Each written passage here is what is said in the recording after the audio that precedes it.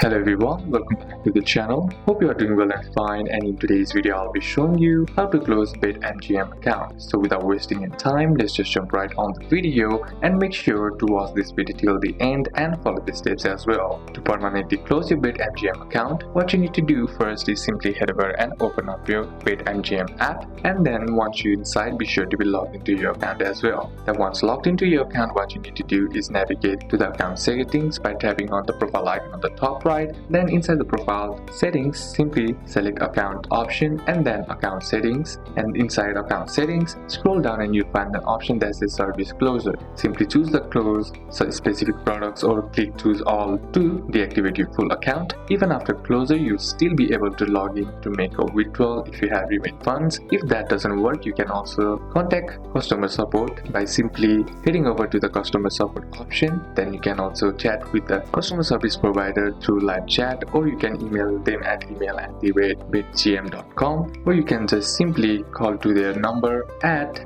609-248-9531. So these are a couple of steps that you can apply, and that's it for today's video, guys. Hope this video was useful to you. Leave a like if it did, comment down any questions that you have, and see you soon on the next one.